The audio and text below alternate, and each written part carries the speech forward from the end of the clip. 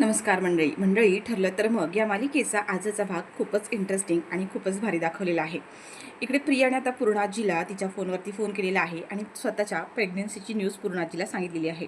पण त्यानंतर मात्र पूर्णाजीला ही गोष्ट ऐकल्यानंतर खूपच मोठा धक्का बसला आहे आणि पूर्णाजी आता ज्या शॉकमध्ये गेल्या होत्या त्यातून तर बाहेर आलेल्या आहेतच.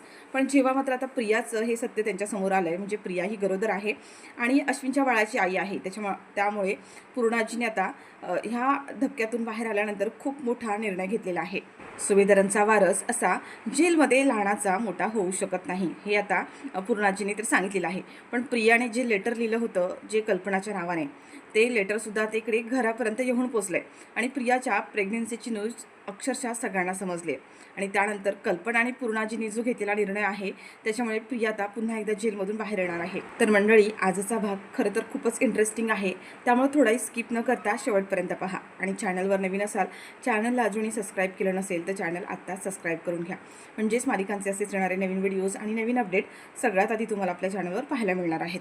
मंडळी, इकडे आता प्रियाला तिची प्रेग्नन्सीची न्यूज खरं तर सुभेदारांना आणि किल्लेदारांना सगळ्यांना सांगायची असते, कारण तिला माहिती आहे बाळाची न्यूज ऐकल्यानंतरच आपल्याला जेलमधून बाहेर काढलं जाईल.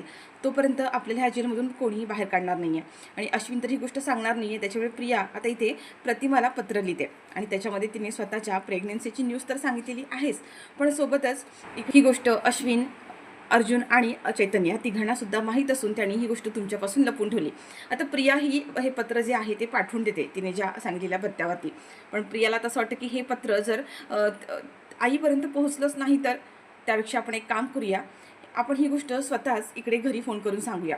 आणि त्यासाठी आता प्रिया तिकडे असलेल्या पोलिसांची परवानगी घेते. तर इकडे सुभेदारांच्या घरामध्ये आता अस्मिताच्या बाळाच्या बारशाची तयारी सुरू झालेली आहे. सगळेजण आलेले असतात, बारशाची तयारीसुद्धा सुरू असते आणि आता अस्मिताच्या बाळाचं नाव काय ठेवायचं यावर सगळ्यांची चर्चा सुरू आहे. आणि या सगळ्यामध्येच आता जेव्हा पूर्णाजी तिच्या रूममध्ये असतात तेवढ्यात प्रिया आता तिथून फोन करण्याची परमिशन घेऊन इकडे पूर्णाजीच्या फोनवरती फोन करते. आणि प्रिया आता इकडे सांगत असते की हॅलो पूर्णाजी, मी प्रिया बोलते. आता प्रिया जेव्हा हे सगळं बोलते तेव्हा पूर्णाजीला थोडासा धक्काच बसलेला आहे. पण पूर्णाजीला कळतच नाही की ही प्रिया कोण आहे. आणि तेवढ्यात आता प्रिया म्हणते, पूर्णाजी तुम्हाला ओळखलंस का? मी प्रिया, तन्वी तन्वी तन्वी मी इकडे पोलीस स्टेशनमध्ये आहे. पूर्णाजी तुला माहिती आहे का, मी गरोदर आहे, अश्विनच्या बाळाची आई होणार आहे. आता हे सगळं पूर्णाजी जेव्हा ऐकतात तेव्हा मात्र पूर्णाजींना मागचा सगळा भूतकाळ आठवला. भूतकाळ म्हणजे प्रियाने जे काही केलेली कटकारस्थानं आणि प्रियाला जेलमध्ये पकडून नेलं तो दिवस सगळा आठवतो. आणि प्रिया ही तन्वीचं खोटं नाटक करून आलेली होती, हे सगळं काही पूर्णाजीला आता इथे आठवलेलं आहे. आणि ही गोष्ट ऐकून मात्र आता पूर्णाजीला इतका मोठा धक्का बसलाय की त्यांच्या हातून आता तो फोनच खाली पडतो. तर मंडळी, इकडे आता प्रियाला चांगलंच माहीत झालेलं आहे. ही गोष्ट पूर्णाजीला कळल्यानंतर पूर्णाजी काही झालं तरी तिच्या सुभेदारांच्या वारसाला असं जेलमध्ये लहानाचं मोठं होऊच देणार नाही आहे.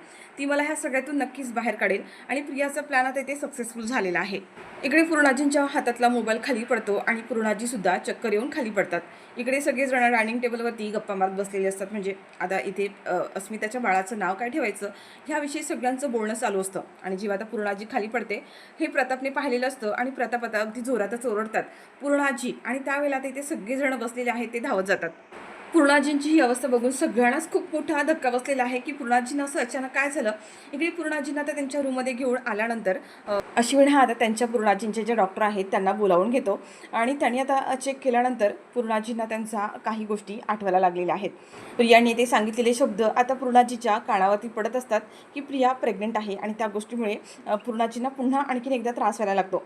डॉक्टर, नक्की काय होतंय, नक्की काय झालं तुम्हाला आणि तुम्ही असे चक्कर येऊन का पडलात? तुम्हाला कोणी काही सांगितलं का? तुम्ही काही पाहिलं का?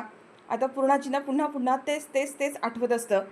अश्विनसुद्धा म्हणतो, पूर्णाजी काय झालं? तुला कोणी काही बोललं का? तन्वी काही बोलली का? आता हे सगळं जेव्हा प्रश्न विचारत असतात तेव्हा मात्र पूर्णाजी म्हणतात की तुम्ही एवढी मोठी गोष्ट माझ्यापासून सगळ्यांनी का लपवलीत?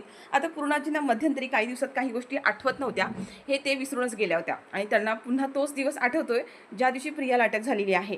पूर्णाजी आता ते सगळ्यांना म्हणत असतात की तुम्ही एवढी मोठी गोष्ट माझ्यापासून का लपून ठेवलीत?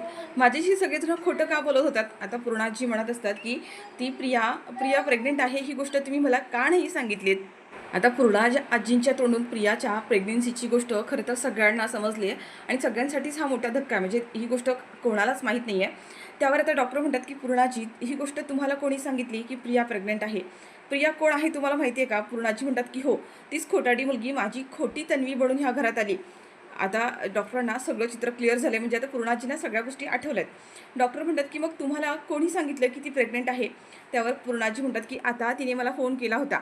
आता ही गोष्ट जेव्हा सगळ्यांच्या समोर येते, सगळ्यांनाच खूप मोठा धक्का बसला आहे. अश्विन म्हणतो की अरे, म्हणजे ही गोष्ट आपण सगळ्यांपासून लपवून ठेवण्याचा प्रयत्न केला, पण तिने ही गोष्ट सांगितलीच. अश्विनला प्रचंड ह्या गोष्टीचा राग आलेला आहे. पण आता सगळ्यांच्या समोर आणखीन एक मोठा होप्स म्हणजे पूर्णाजींना सगळ्या गोष्टी आठवायला लागल्यात. डॉक्टर म्हणतात की हा जरी तुमचा फॅमिली पर्सनल प्रॉब्लेम असला तरी यात सगळ्यात चांगली गोष्ट म्हणजे त्यांना बाकीच्या सगळ्या गोष्टी आठवायला लागलेल्या आहेत. खरी सायली कोण आहे, तन्वी कोण आहे, प्रिया कोण आहे, हे त्यांना आता सगळं क्लिअर झालेलं आहे. तर पूर्णाजी आता त्याच टेन्शनमध्ये असतात की प्रियाला जरी अटक झाली असली, तिने जरी गुन्हा केला असला, तरी अश्विनचा बाळ तिच्या पोटामध्ये आहे, सुभेदारांचा वारस तिच्या पोटामध्ये आहे आणि सुभेदारांचा वारस असा तुरुंगामध्ये लहानाचा मोठा होणार, हे हे कसं काय शक्य आहे? आणि त्या डॉक्टरांनी आता इथे सगळ्यांना सांगितलं आहे की जरी पूर्णाजी आता या धक्क्यातून बाहेर जरी आल्या असल्या तरीसुद्धा त्यांच्या मनाविरुद्ध कोणती गोष्ट झाली नाही पाहिजे. त्यांना कुठल्या गोष्टीचा त्रास व्हायला नको. तुम्हाला त्यांच्या प्रत्येक गोष्टी जपाव्या लागणार आहेत. आणि यातच आता जेव्हा डॉक्टरांनी हे सगळं सांगितलं आहे, सगळ्यांना आता पूर्णाजीची काळजी घ्यायला तर सांगितली आहे, पण त्यात पूर्णाजीने आता खूप मोठा निर्णय घेतला आहे. ते म्हणजे प्रियाला पुन्हा घरामध्ये स्वीकारण्याचा आणि तिला सोडवण्याचा. कारण सुभेदारांचा वारस असा जेलमध्ये लहानाचा मोठा होऊ शकत नाही आणि या गोष्टीमुळे आता सगळ्यांचाच नाईलाज आहे. म्हणजे डॉक्टरांनी तर सांगितलं की पूर्णाजीच्या मनाविरुद्ध कोणतीच गोष्ट करू नका आणि जर प्रियाला आपण घरी नाही घेतलं, तिला नाही सोडवलं, तर पूर्णाजींना ह्या गोष्टीचा आणखीन त्रास होऊ शकतो. आणि मंडळी त्याच्यामुळे आता इथे कोणालाच काही कळत नाही आहे की नक्की ह्याच्यावरती काय निर्णय घ्यायचा. प्रिया जर पुन्हा या घरामध्ये आली तर पुन्हा तेच होणार आहे. अश्विन मात्र इथे आता पूर्णाजींना समजून सांगण्याचा प्रयत्न करत असतो, पण पूर्णाजी अजिबात ऐकत नाहीत आणि त्या म्हणतात की नाही, ते बाकीचं मला काय माहीत नाही, पण सुभेदारांचा वारस असा जेलमध्ये लहानाचा मोठा होणार नाही आहे. आणि पूर्णाजी आता इथे हायपर होतात आणि त्याच्यामुळे आता अश्विनचा सुद्धा नाईलाज असतो आणि अश्विनसुद्धा शांत बसतो. तर मंडळी आता पूर्णाजीच्या या हट्टापायी प्रियाची जेलमधून बाहेर सुटका होणार बहुतेक. कारण पूर्णाजीच्या मनासारखं जर नाही झालं तर पूर्णाजीला आणखीन त्रास होऊ शकतो किंवा त्या पुन्हा शॉकमध्ये जाऊ शकतात.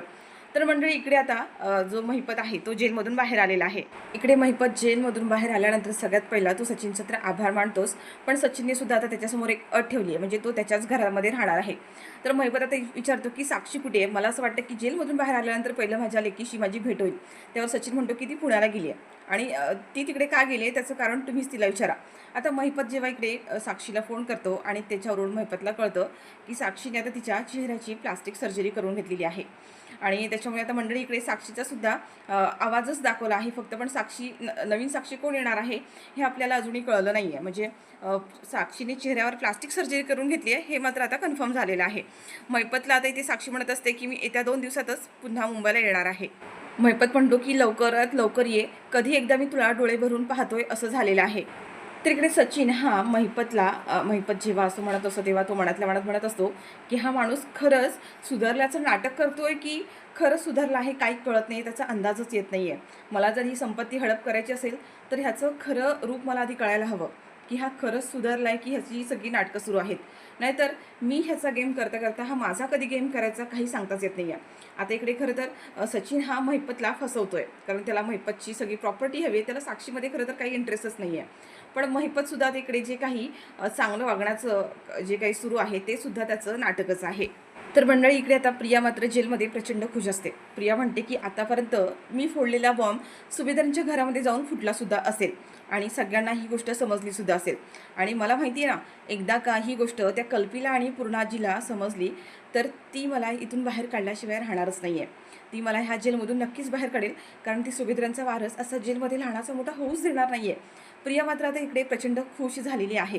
तर पूर्णाजीने सुद्धा इथे सगळ्यांना तिचा जो निर्णय आहे तो सांगितलेला आहे आणि त्याच्यामुळे आता मंडळी आपल्याला पुढच्या भागांमध्ये पाहायला मिळणार आहे की पूर्णाजीच्या शब्दाखातर अर्जुन आणि अश्विन आता प्रियाच्या बाबतीत कोणता निर्णय घेतात, प्रियाला जेलमधून बाहेर काढतात का, हे सगळं काही आपल्याला आता येणाऱ्या पुढच्या भागांमध्येच पाहायला मिळणार आहे. तर मंडळी तुम्हाला हा आजचा भाग कसा वाटला कमेंट करून नक्की सांगा. व्हिडिओ आवडल्यास व्हिडिओला लाईक करा, शेअर करा आणि चॅनलवर नवीन असाल, चॅनल अजूनही सबस्क्राईब केलं नसेल तर चॅनल आत्ताच सबस्क्राईब करून व्हिडिओला लाईक करायला विसरू नका.